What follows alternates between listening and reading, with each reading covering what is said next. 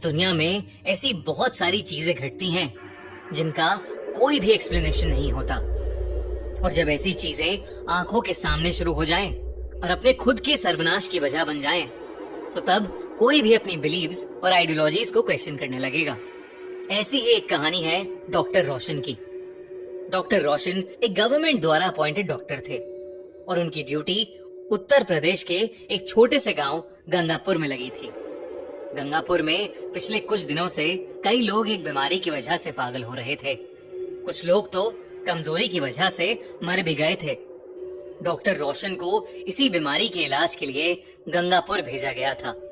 उस गांव में कदम रखते ही डॉक्टर रोशन ने सीधा उस बीमारी से जूझ रहे एक पेशेंट का चेकअप किया। रोशन ने देखा कि पेशेंट की बॉडी पर अजीब से निशान थे, जैसे किसी ने उसे जोरों से नोचा हो, और उसका शरीर नीला पड़ा हुआ था। साथ ही उसकी नसें इतनी फूली हुई थीं कि जैसे एकदम फटने वाली हों। उस बीमारी से जूझ रहे हर एक पेशेंट के साथ हूबहू ऐसा ही हो रहा था। रोशन को कुछ समझ नहीं आ रहा था, क्योंकि ऐसी बीमारी उसने पहली बार देखी थी। गंगापुर के मुखिया से जब रोशन मिला तो मुखिया ने उसे बताया कि लोगों को कोई बीमारी नहीं हुई है, बल्कि ये एक देवी का श्राप है जो उन्हें लग गया है। उन्होंने कहा कि ये सब कंस्ट्रक्शन वर्कर हैं, जिन्हें देवी के मंदिर की मरम्मत का काम मिला था। मरम्मत करते वक्त मंदिर बंद कर दिया गया था और किसी को भी मंदिर में जाने की अनुमति नहीं थी, यहाँ तक कि मंदिर के पुजारी को भी नहीं। और यहाँ की मान्यता है कि देवी को खुश रखने के लिए अपने खून का बलिदान देना होता है और उसे चढ़ाना होता है। और जब मंदिर बंद था तो किसी ने भी देवी को खून नहीं चढ़ाया। इसी वजह से देवी क्रोधित हो गई और अब उसके क्रोध का प्रकोप सब पर भारी पड़ रहा है। मुखिया ने कहा कि देवी को जल्द ही किसी की बलि देनी होगी, वरना तब तक वो खुद गंगापुर के लोगों की बलि चढ़ाती रहेगी।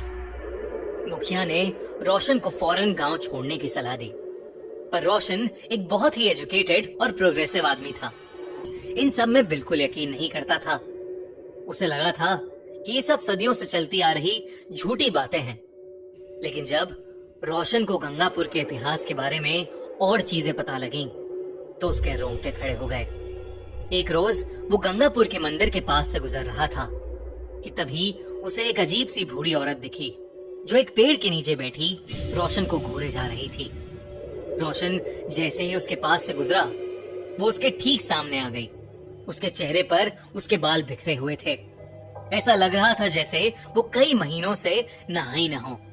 अचानक वो किसी पागल की तरह कुछ बड़बड़ाने लगी।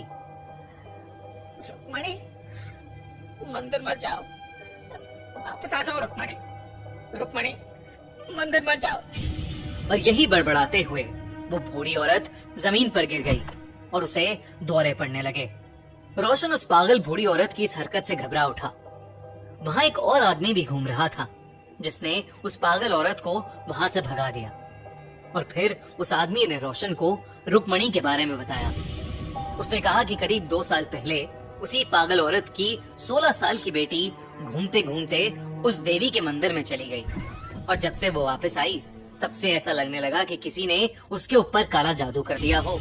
वो अजीब तरीके से बात करने लगी, मिट्टी और मिट्टी में सने कीड़े मकोड़े खा जाती थी, और उस गांव के कुएं के पानी में कभी थूकती तो कभी अपना हाथ चाकू से काट के उसका खून उस कुएं में गिरा देती।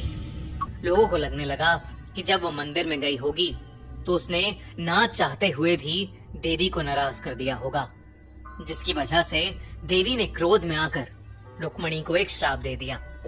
देखते ही देखते रुक्मणी की हालत और बिगड़ने लगी, और एक दिन रुक्मणी गांव से गायब हो गई और वो तब से लापता है। उसकी बूढ़ी माँ उसके जाने का गम बर्दाश्त नहीं कर पाई और पागल हो गई। अब राह चलता कोई भी इंसान उसे दिख जाए तो वो उसे रुक्मणी कहने लगती है और उसे दौरे पड़ने लगते हैं। रोशन का एक किस्सा सुनकर दिल बैठ गया, लेकिन फिर भी उसने उस आदमी से पूछा कि क्या वो सच में मानता है कि ये सब देवी के श्राप की वजह से हुआ है। उस आदमी ने कहा कि उसके मानने न मानने से सच्चाई नहीं बदलेगी। उसने कहा कि पिछले कई सालों से गंगापुर में न जाने कितने लोग गायब हुए हैं और न जाने कितनों की मौतें हुई हैं। कई लोग रुक्मणी की तरह पोजेस्ड भी हो चुके हैं। उस रात रोशन रुक्मणी के बारे में ही सोचे जा रहा था और बड़ी मुश्किल से उसे नींद आई थी। लेकिन आधी रात में अचानक से पानी की टप टप की आवाज से रोशन की नींद खुल गई। उसने देखा कि ऊपर पंखे से कुछ नीचे टपक रहा है। जब रोशन ने ध्यान से देखा तो उसके होश उड़ गए। वो पानी नहीं, खून की बूंदें थीं। रोशन ने देखा कि उसके पूरे कमरे में खून ही खून फैला हुआ था और उस खून में किसी के कदमों के निशान भी थे।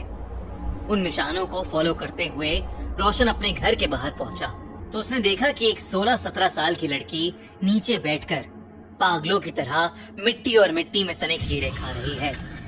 उसका शरीर बिल्कुल वैसा ही दिख रहा था जैसे वो उसी बीमारी से जूझ रही हो। नसें फटने को थीं और चेहरे पर नीला रंग, अजीब से निशान। उस लड़की के आसपास भी खून भरा पड़ा था। वो लड़की एकदम से उठ खड़ी हुई और फिर बहुत ही अजीब तरीके से चलते हुए रोशन की तरफ आने लगी और फिर अचानक ही उसने रोशन का गला पकड़ लिया और उसे हवा में उठा लिया।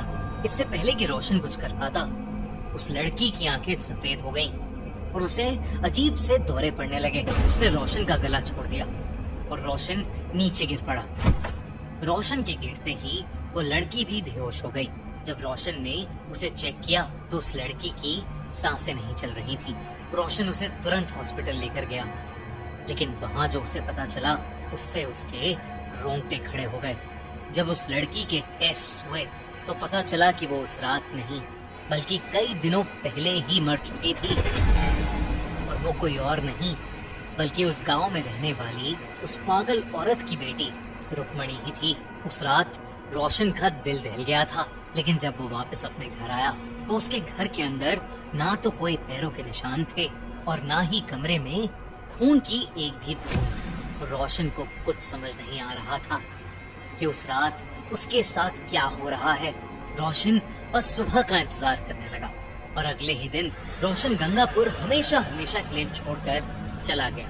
आज भी वो ये सोचता है कि रुक्मणी अगर पहले ही मर चुकी थी तो उस रात वो उसे कैसे दिखी और क्यों दिखी। क्या सच में रुक्मणी और उन कंस्ट्रक्शन